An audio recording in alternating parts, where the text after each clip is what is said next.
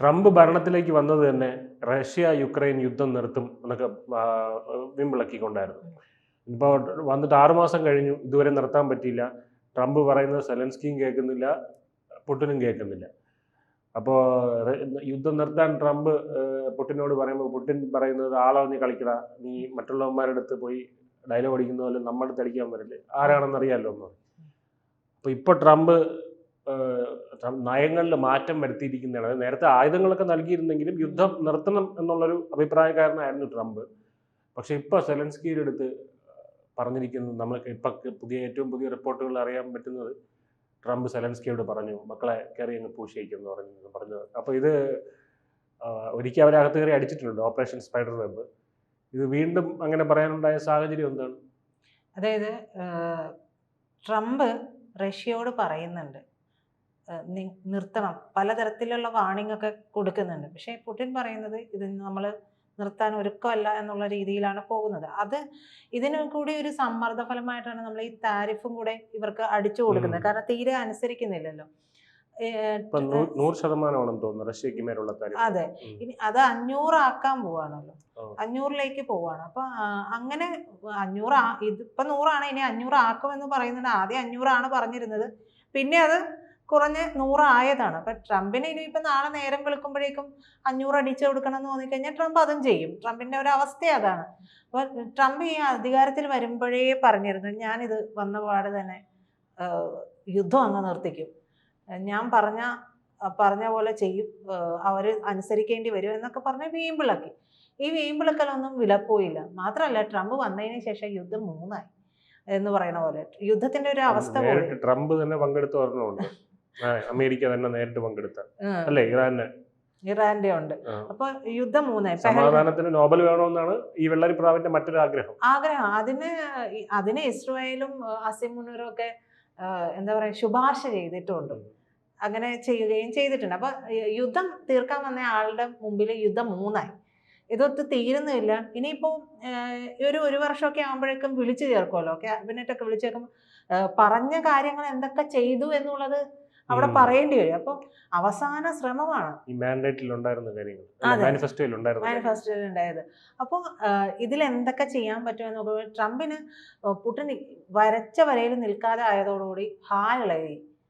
നമ്മൾ അന്ന് പറഞ്ഞ പോലെ ഫിക്സ് വന്നതോടുകൂടി പുള്ളിക്ക് ആകെ കിളി പോയി കഴിഞ്ഞപ്പോഴാണ് ഇപ്പോൾ ട്രംപ് ഈ പറയുന്ന യുക്രൈൻ പ്രസിഡന്റ് വ്ളാഡിമിർ സെലൻസ്കിയോട് പറയുന്നത്, വിജയ് പറഞ്ഞ പോലെ അങ്ങ് അടിച്ച് തീർത്തേക്ക്, ഇനി ബാക്കി വെച്ചേക്കണ്ട എന്നുള്ള രീതിയിൽ പറഞ്ഞിരിക്കുന്നത്.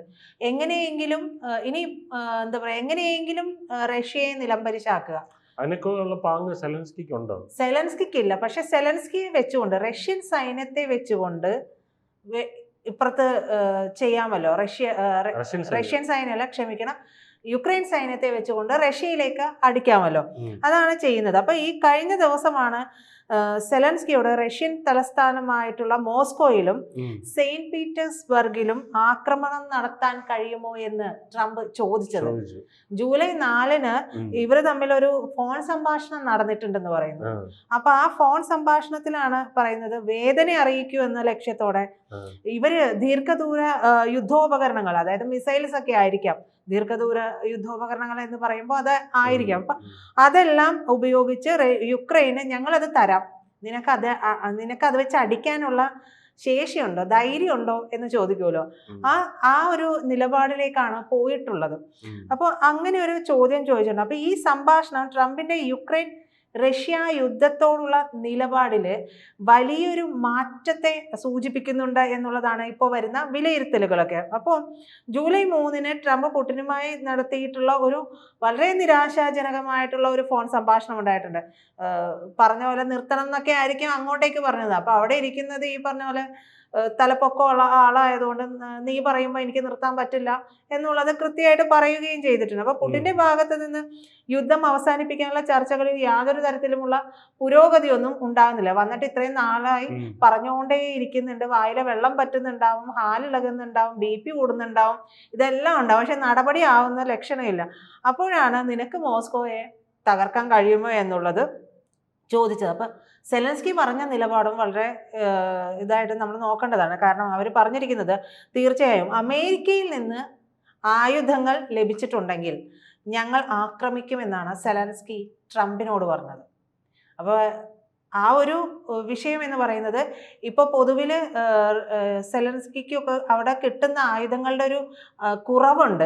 ആ കുറവ് നികത്താൻ അമേരിക്കയെ കൊണ്ട് സാധിക്കുകയും ചെയ്യും, യുദ്ധവുമായിട്ട് മുന്നോട്ട് പോവുകയും ചെയ്യും. അപ്പോൾ ഈ തന്ത്രം റഷ്യക്കാർക്ക് തിരിച്ചടിയാകും എന്നുള്ളതാണ് ട്രംപ് ഒക്കെ വിചാരിക്കുന്നത്. അപ്പോൾ ചർച്ചയ്ക്ക് വരേണ്ടി വരും, നിർബന്ധിതമായിട്ട് ചർച്ചയ്ക്ക് വരേണ്ടി വരും. ഇവരിങ്ങനെ ആയുധം സപ്ലൈ ചെയ്തുകൊണ്ടിരിക്കുമ്പോൾ ഇടതടവില്ലാതെ യുദ്ധം വീണ്ടും മുറുകുന്ന ഒരവസ്ഥയിലേക്ക് വരും. ഇപ്പൊ അവരിങ്ങനെ നോക്കിയാണ്, ആൾതാമസമില്ലാത്ത ഇടങ്ങളൊക്കെ നോക്കിയാണ് റഷ്യ അറ്റാക്ക് ചെയ്തുകൊണ്ടിരിക്കുക. വേണമെങ്കിൽ എന്നെ പിടിച്ചടക്കാമായിരുന്ന ഒരു രാജ്യമാണ്. മാത്രമല്ല റഷ്യക്ക് അറിയാം ഇതിന് പിന്നിൽ യുക്രൈനെ വെച്ച് കളിക്കുന്നത് ഈ നാറ്റോ സഖ്യ രാജ്യങ്ങളാണ് എന്നുള്ളതും അറിയാം. അതെല്ലാം മനസ്സിലാക്കിയിട്ടാണ് പുടിൻ ഈ പറയുന്ന രീതിയിൽ ഒരു മെല്ലെപ്പോക്ക് നയം അവിടെ എടുക്കുന്നത്. ഈ യുക്രൈന്റെ പകുതി ഭാഗവും പ്രധാനപ്പെട്ട പോർഷൻസ് എല്ലാം റഷ്യയുടെ കൈപ്പിടിയിലുമാണ്. അപ്പൊ ആ ഒരു കാര്യം അവിടെ നിലനിൽക്കുകയും ചെയ്യുന്നുണ്ട്. അപ്പോൾ ട്രംപിന്റെ മുൻ നിലപാടുകളിൽ നിന്നും വലിയ മാറ്റം സംഭവിക്കുന്നു എന്നുള്ള സൂചനകളൊക്കെ ഇതോടൊപ്പം വരുന്നുണ്ട്. അപ്പോൾ മൂപ്പറുടെ തെരഞ്ഞെടുപ്പ് പ്രചാരണ വേളയിൽ വിദേശ യുദ്ധങ്ങളിൽ US-ന്റെ ഇടപെടൽ അവസാനിപ്പിക്കുമെന്നും റഷ്യ യുക്രൈൻ യുദ്ധം ഒരു ദിവസം കൊണ്ട് തീർക്കുമെന്നുമായിരുന്നു വീമ്പിളക്കിയത്. അപ്പോഴാണ് ഈ 6 മാസത്തിന്റെ കണക്ക് നമ്മൾ ഓർക്കേണ്ടത്. അപ്പോൾ സ്വാഭാവികമായിട്ടും നിരാശയുണ്ടാവും, ദേഷ്യമുണ്ടാകും, സ്വയം നമുക്കൊരു പ്രഷർ വരുമല്ലോ, ഫ്രസ്ട്രേഷൻ ഉണ്ടാവുമല്ലോ.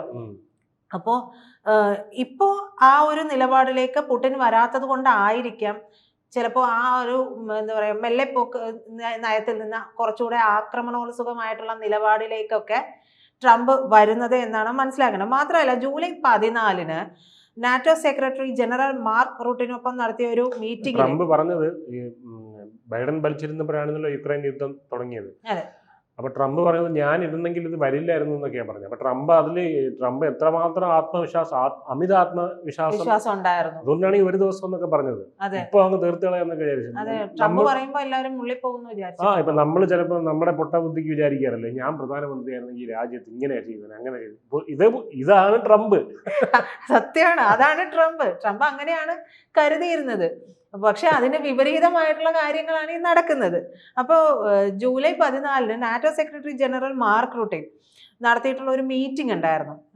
മൂപ്പരോടൊപ്പം നടത്തിയ ഒരു മീറ്റിംഗ്. അതിൽ യുക്രൈന് പാട്രിയറ്റ് എയർ ഡിഫൻസ് മിസൈലുകൾ അയക്കുമെന്ന് ട്രംപ് പ്രഖ്യാപിക്കുകയും ഒക്കെ ചെയ്തിട്ടുണ്ട്.